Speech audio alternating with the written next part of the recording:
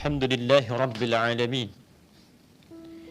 الحمد لله الذي فرض الجمعة للمؤمنين لنكون من الذاكرين.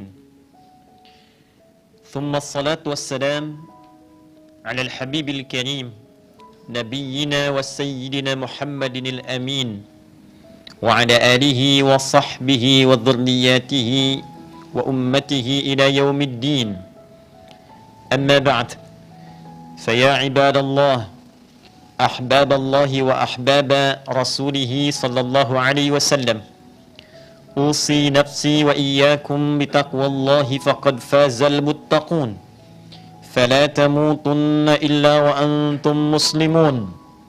فقال تعالى: يا أيها الذين آمنوا اتقوا الله حق تقاته ولا تموتن إلا وأنتم مسلمون. أشهد أن لا إله إلا الله وحده لا شريك له ونشهد أن محمدا عبده ورسوله الذي لا نبي بعده.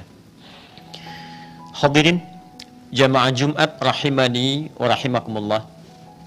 Mengawali khutbah Jumat ini, khatib ingin mengajak kepada kita semua tanpa kecuali untuk meningkatkan syukur kita kepada Allah Subhanahu wa taala yang telah memberikan kita kesempatan, kekuatan dan kemampuan untuk menunaikan ibadah Jumat di pekan kedua di bulan Rajab tahun 1446 Hijrah.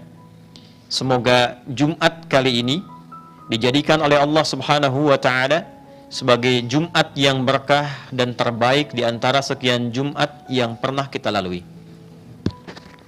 Hadirin, ada satu catatan menarik yang disampaikan oleh satu alim di antara ulama bernama Syekh Ja'far bin Muhammad Al-Mustaghfiri, dan menuliskan catatan ini dalam kitab beliau bernama Fadailul Quran yang diterbitkan di Darul Kutub Beirut di Libanon di halaman ke-216. Catatan ini menampilkan satu kisah yang cukup menarik di halaman pada kitab yang disebutkan tadi.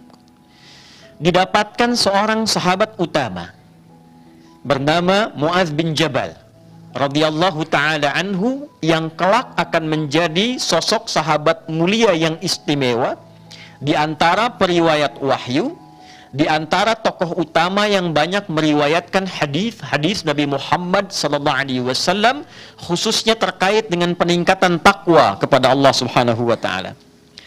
Ternyata dalam kesempatan Jumat di awal masa Jumat itu, beliau tidak didapati oleh Nabi sallallahu alaihi wasallam di Masjid Nabi dalam suasana Jumat.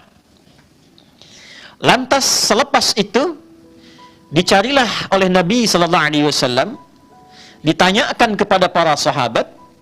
Ini bagian dari keteladanan yang menunjukkan kerukunan yang sejati, kebersamaan yang hakiki, dan menunjukkan spirit Jumat yang pernah khatib sampaikan di awal pertama khatib menyampaikan khutbah di masjid ini, bahwa di antara makna Jumat dari kata al-jam'u dengan tak menunjuk sifat di dalamnya memiliki 3 makna. Berkumpul, saling mengenal di antara yang berkumpul, dan saling menguatkan serta bersinergi di antara yang berkumpul itu. Jadi sekali lagi, pengantar riwayat ini ingin menunjukkan kesan Jumat bukan sekedar ibadah formal saat Anda datang, duduk, mengantuk, kadang tertidur, kemudian sholat 2 rakaat dan pulang begitu saja. Sah, selesai secara formal. Tapi hikmah Jumat lebih besar dibandingkan dengan itu. Siapa di antara kita yang datang Jumat tidak mengenal siapa saudara yang duduk di samping kanannya, kirinya, dan saling mengisi satu di antara yang lainnya. Demikian Nabi ketika tidak menemukan satu jamaah di dalam Jumat, beliau mencari. Adakah si fulan sakit? Adakah si fulan memiliki kesulitan? Dan tidak berhenti pada satu pertanyaan, adakah dan adakah. Dipastikan apa kendalanya, apa solusinya, sehingga ketika ditemukan keadaannya, selesai masalahnya. Itulah Islam. Itulah Jumat. Ketika didapati Mu'adz bin Jabal ini, ternyata tengah berlindung, bersembunyi di rumahnya, karena mengetahui saat akan berangkat Jumat, dia sudah dihadang oleh penagih hutang.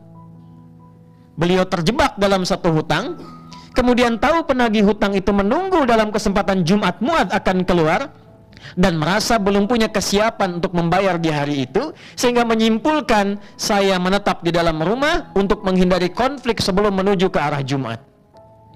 Hadirin, yang paling menarik, tahukah apa yang kemudian direspon oleh Nabi SAW? Nabi tidak mencela sikapnya. Nabi melihat keadaannya sesuai dengan porsi dan kondisinya.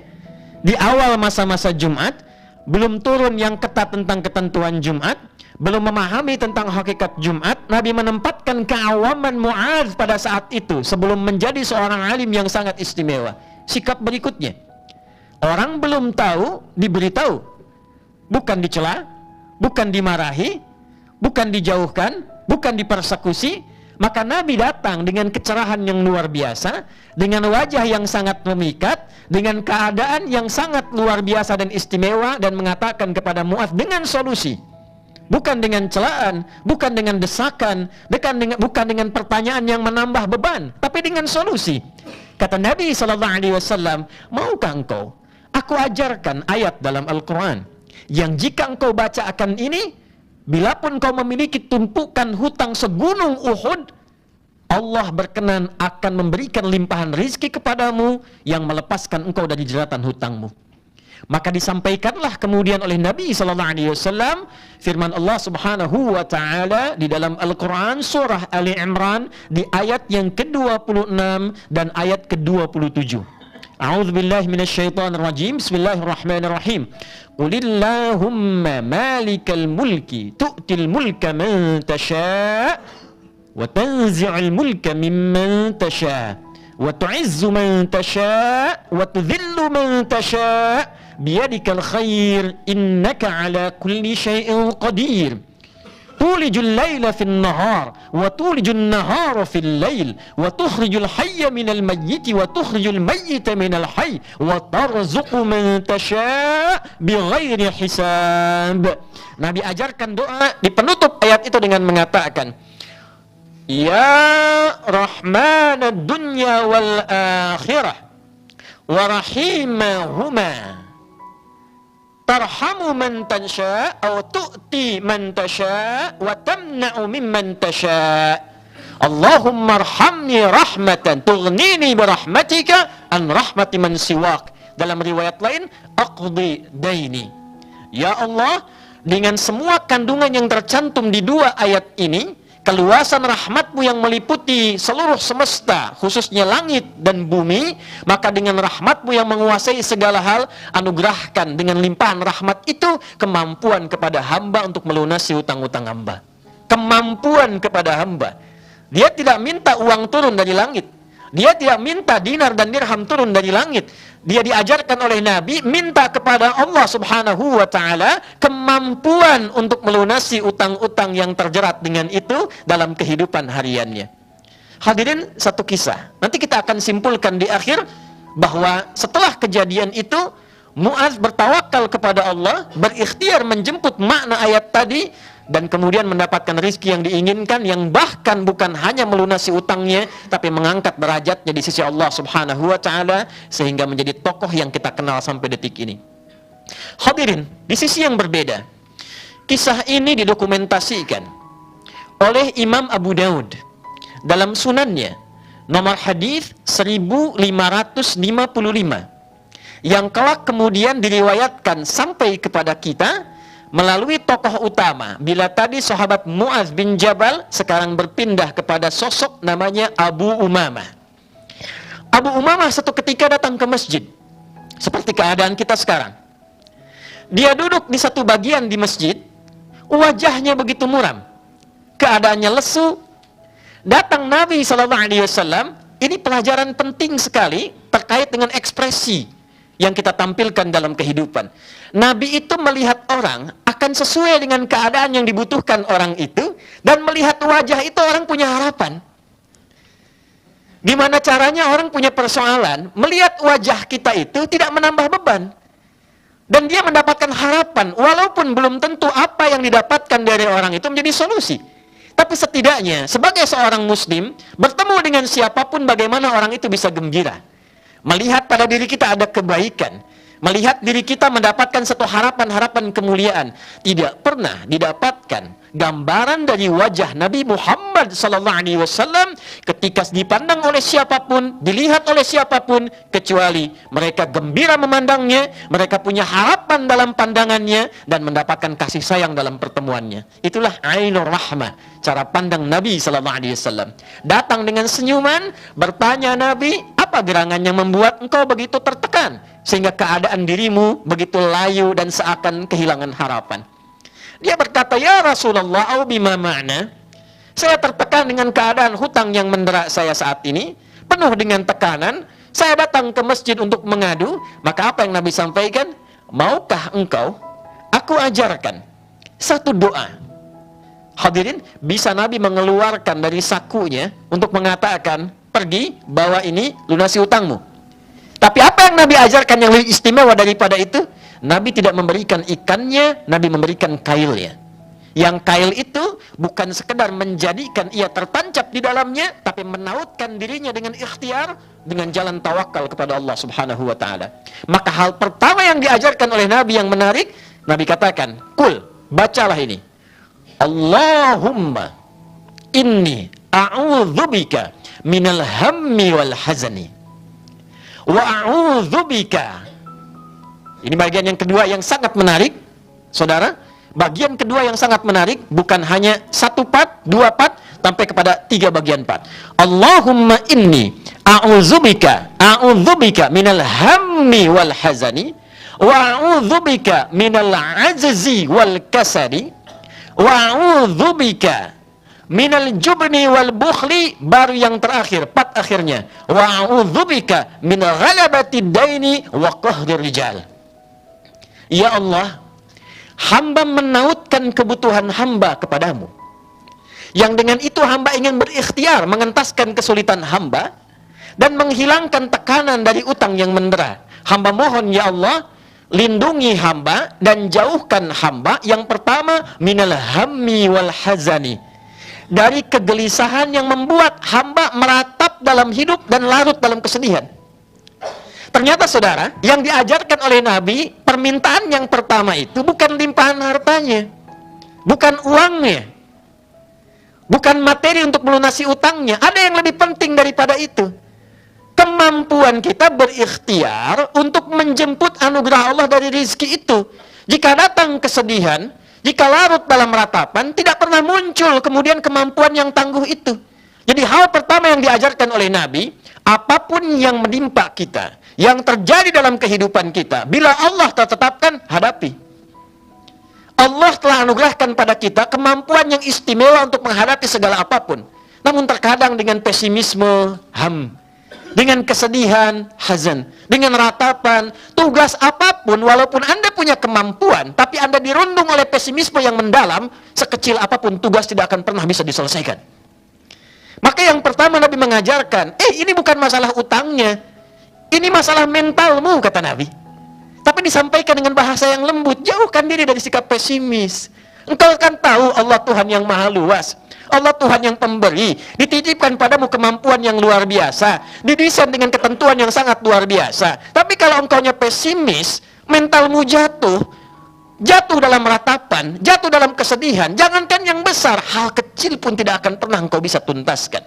Maka doa yang pertama memberikan motivasi, mengangkat semangat kita, apapun yang ada di hadapan kita, tugas apapun, Allah telah berikan kemampuan pada kita untuk menyelesaikannya jika kita selalu optimis menatap setiap peluang yang ada di hadapan kita. Allahumma inni a'udzubika minal hammi wal hazani wa minal ajzi wal kasal, dan dari sifat lemah diri dan pemalas.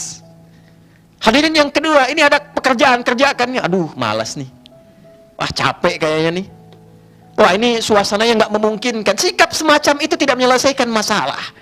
Maka ternyata di samping ada kemampuan positif dalam diri kita untuk menyelesaikan berbagai hal, ada juga bagian tertentu yang kadang diprovokasi oleh setan untuk muncul melemahkan sikap optimis kita. Rasa malas itu tidak positif, merasa lemah itu tidak produktif. Kalau Anda ingin menyelesaikan tugas, proyek sebesar apapun, tampilkan sikap optimisme, jauhkan sikap malas. Datang lebih awal, kalau perlu pulang lebih akhir, koordinasikan dengan baik, tampilkan sikap optimis yang mendalam. Tugas setidaknya dengan optimis setengah pekerjaan kita selesai dilakukan. Itulah sebabnya kenapa sa'i diawali dengan Safa dan menjemput Marwah. Marwah itu puncak harapan tertinggi yang ingin kita raih. Sa'i itu bukan lari-lari kecil. Sa'i itu dalam bahasa Arab artinya usaha yang serius, yang sungguh-sungguh. Sekalipun untuk mencapai itu Anda mesti berlari. Tapi dimulai dengan Safa, dari kata tasfiyah, menyaring sesuatu yang kotor sehingga melahirkan yang bersih. Anda ingin menyaring satu air yang sudah Anda pompa sehingga lahirnya jernih. Anda saring yang kotornya keluar, muncul jernihnya. Itu tasfiyah saringannya, yang sikapnya disebut dengan Safa, yang keluar disebut dengan sufi. Itu sifatnya.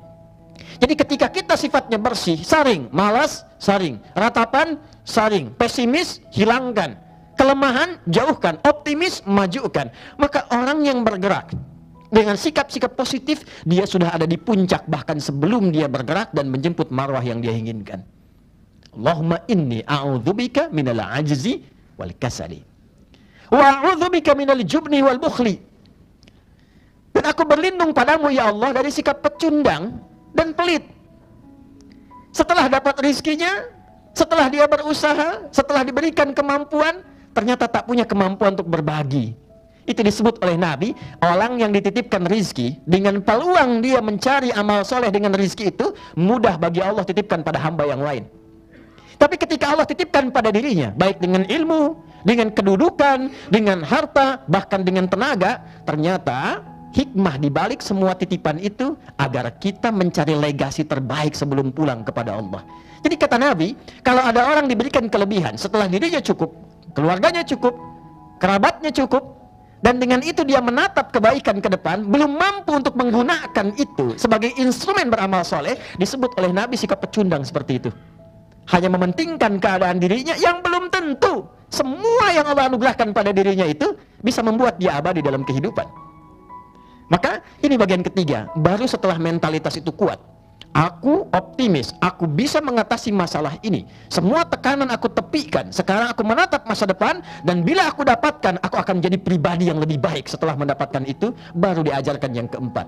Wa'udzubika min ghalabati daini wa qahri rijal.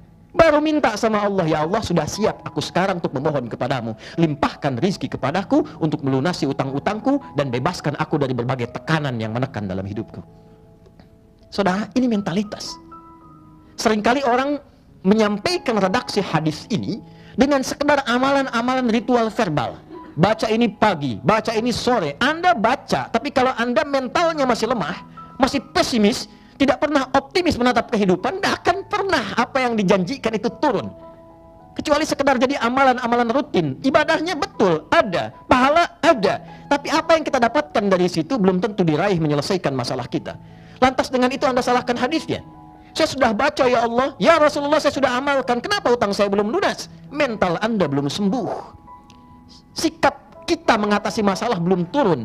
Bagaimana Allah memberikan solusi pada orang yang belum siap, sedangkan Allah Maha Adil tidak akan pernah memberikan tugas pada orang yang tak mampu menunaikannya. La yukallifullahu nafsan illa wus'aha. Maka di antara amalan Jumat, datang seorang yang pada masa itu masih zaman perbudakan. Maka tuannya mengatakan kepada budak ini, jika engkau mampu memberikan kepadaku jumlah sekian sebagai utangmu, ya, utangmu yang dihitung saat engkau menjadi budak ini, aku merdekakan engkau. Maka datanglah orang ini kepada sahabat Ali bin Abi Thalib radhiyallahu taala anhu karramahullahu wajhah. Maka ketika datang, Ali mengamalkan sunnah Nabi sallallahu alaihi wasallam. Kata beliau, alih-alih memberikan bantuan berupa materi, kata Ali bin Abi Thalib, maukah engkau aku ajarkan satu doa dari Nabi sallallahu alaihi wasallam, dari Nabi sallallahu alaihi wasallam, bersanad. Maukah engkau aku ajarkan satu doa dari Nabi sallallahu alaihi wasallam yang jika engkau baca akan ini, yang kelak oleh para ulama didokumentasikan sebagai doa yang sering dibacakan dalam Jumat, khususnya dalam kesempatan duduk di antara dua khutbah itu. Maka diajarkanlah oleh sahabat Ali bin Abi Thalib radhiyallahu taala anhu, Allahumma kfini bihalalika an haramik wa aghnini bifadlika amman siwak.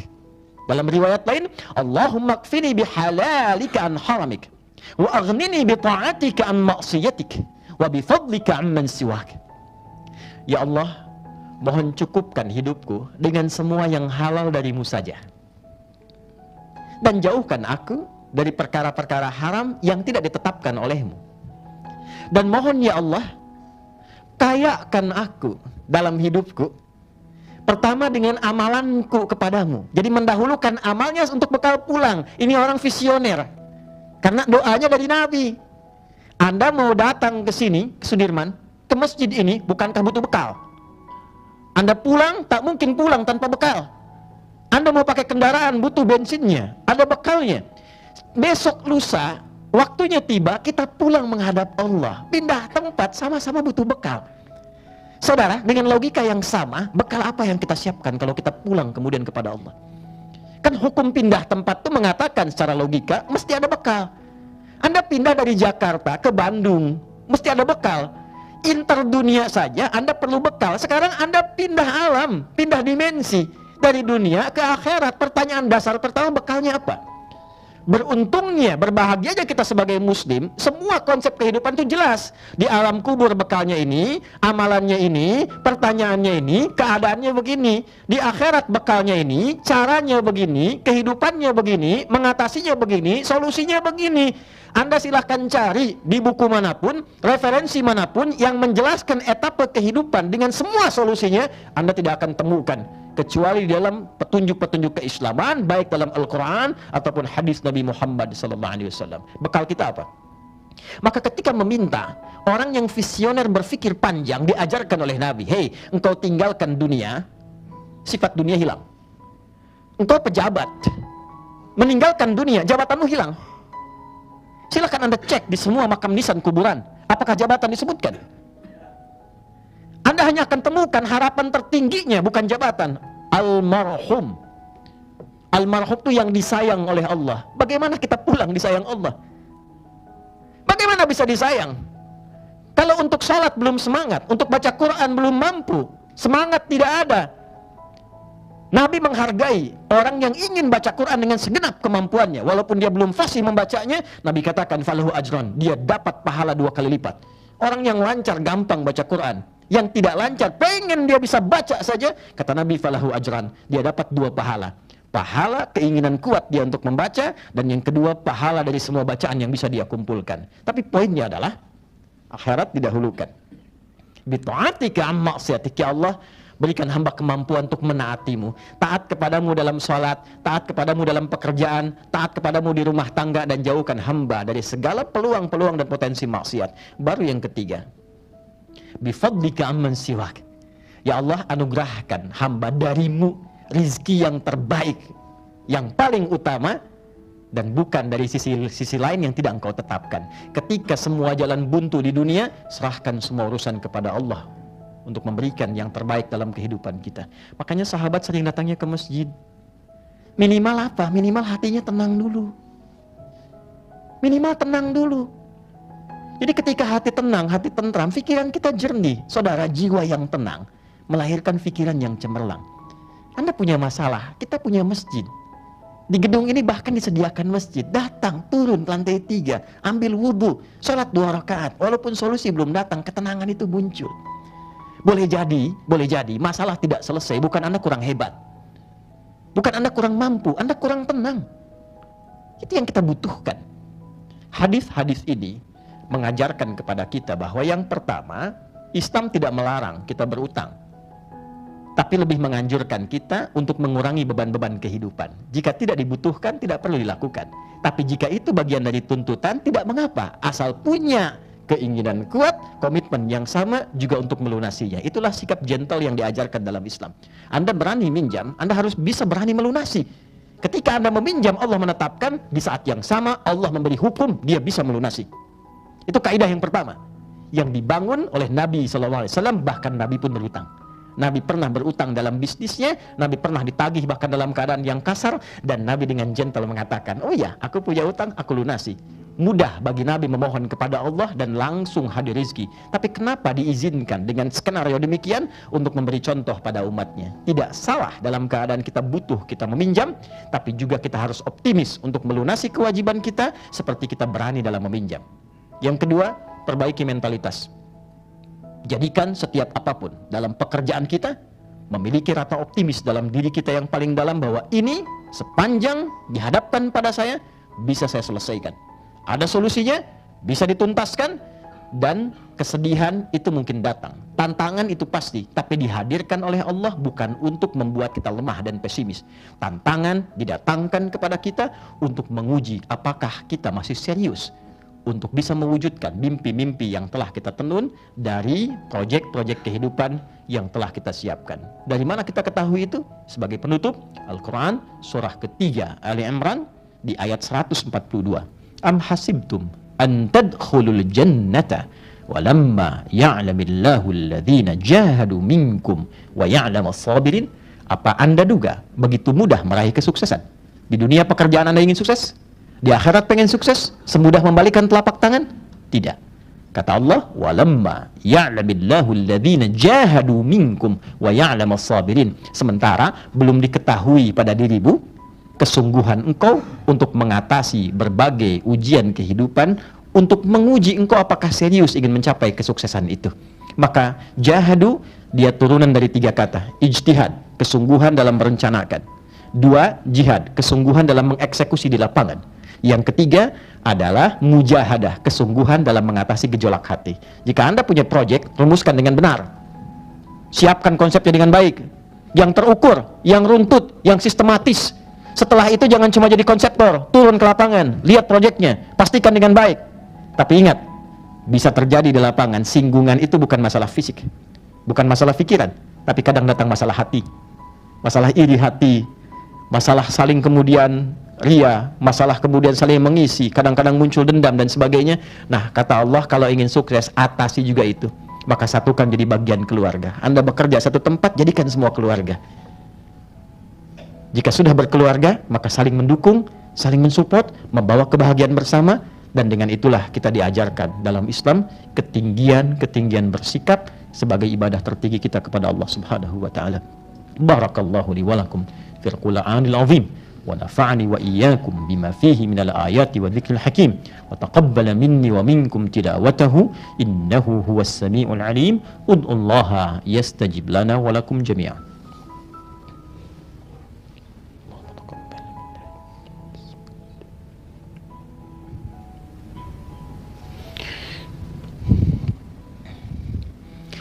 Alhamdulillah wassalatu wassalamu ala rasulillah wa ala alihi wa sahbihi wa dhurriyyatihi wa ummatihi wa man walah. Ashhadu an la ilaha illallah wahdahu la sharika lah wa nashhadu anna Muhammadan abduhu wa rasuluhu alladhi la nabiyya ba'dah. Allahumma salli wa sallim wa barik ala hadzal nabiyyil karim nabiyyina wa sayyidina Muhammadin al-amin wa ala alihi wa sahbihi ajma'in. Ibadallah, qala ta'ala inna allaha wa malaikatahu yusalluna 'alan nabi ya ayyuhalladzina amanu sallu 'alaihi wa sallimu taslima. Allahumma salli wa sallim wa barik ala hadzal nabiyil karim habibina al-mustafa al-amin nabiyyina Muhammadin wa ala alihi wa sahbihi ajma'in. Allahumma nahmaduka hamdan syakirin hamdan na'imin hamdan yuwafi ni'amahu wa yukafi'u mazidah. Ya Rabbana lakal hamdu wa lakal syukru kama yanbaghi li jalali wajhikal karim wa li 'azimi sultanik. Allahumma ighfir lil muslimina wal muslimat wal mu'minina wal mu'minat al ahya'i minna wal amwat innaka sami'un qaribun mujibu da'wat wa ya qadiyal hajat. Rabbana la tada' lana fi maqamina hadha wa fi kulli maqamin dhanban illa ghafartah. Ya Allah, jika ada hambamu di dalam suasana Jumat ini datang membawa dosa, jangan biarkan ia meninggalkan Jumat ini kecuali Engkau ampuni seluruh dosa-dosanya.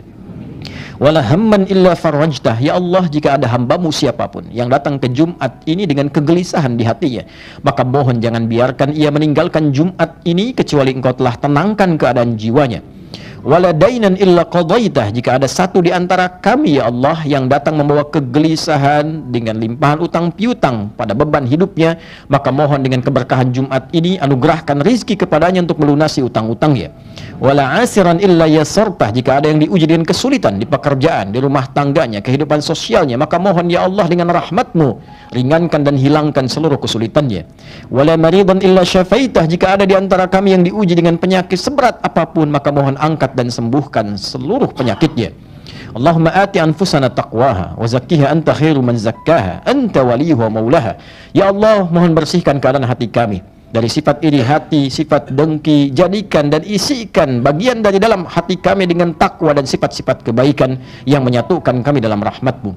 Allahumma khfad biladana Indonesia waj'alha ballatan thayyibatan wa anta tardaha. Ya Allah, mohon jaga, lindungi, berkahi negara kami Indonesia yang kami cintai ini, dan jadikan Indonesia ya Allah negeri yang berkah, yang baik, yang terlindungi dari berbagai perbuatan yang tidak Engkau ridai. Allahumma khfad ya Allah ru'asa'aha waj'alhum adilin ya Allah, waj'alhum udala liyukhaffifu hisabahum yaumal qiyamah. Ya Allah, mohon jaga, sehatkan, berkahi para pemimpin kami di semua aspek pemerintahan. Ya Allah, berikan hidayah kepada mereka, berikan kebaikan pada keluarga mereka, dan mohon ya Allah jadikan mereka figur-figur yang adil dalam kepemimpinan untuk meringankan hisab mereka di hari kiamat kelak ya arhamar rahimin. Allahumma khfad ulama'ana waj'alhum mukhlasin lakad-din. Ya Allah, mohon jaga dan lindungi para ulama kami, jadikan mereka ulama-ulama yang rabbani, yang ikhlas, yang mencerahkan, membimbing masyarakat, menjauhkan dari perpecahan ya arhamar rahimin. Allahumma barik ya Allah hadhihi syarikah wa barik hadzal makan wa barik hadzal masjid ya arhamar rahimin tamaman mubarakah. Ya Allah, berkahi tempat ini, berkahi masjid ini, berkahi gedung ini, jangan biarkan ada satu tempat bagian di tempat ini yang berbuat perbuatan maksiat yang tidak Engkau ridai. Rabbana barik ailatana kullaha ya arhamar rahimin. Ya Allah, anugerahkan keberkahan kepada semua keluarga dan jamaah yang menunaikan Jumat di tempat ini. Berkahi keluarganya, istrinya, anaknya, ibunya, baik yang telah wafat ataupun yang sedang hadir di sekitar mereka ya arhamar rahimin. Rabbana atina fid dunya hasanah wa fil akhirati hasanah wa qina adzaban nar. Allahumma bifadlika subhana rabbika rabbil izzati amma yasifun wa salamun alal mursalin wa akhiru da'wana subhanaka Allahumma rabbana wa bihamdika nashhadu an la ilaha illa anta nastaghfiruka wa natubu ilaik walhamdulillahi rabbil alamin. Ibadallah, innallaha ya'muru bil 'adli wal ihsan wa ita'i dzil qurba wa yanha 'anil fahsya'i wal munkari wal baghi ya'izukum la'allakum tadhakkarun wa la dzikrullahi akbar wallahu ya'lamu ma tasna'un. Aqimus shalah yarhamukumullah.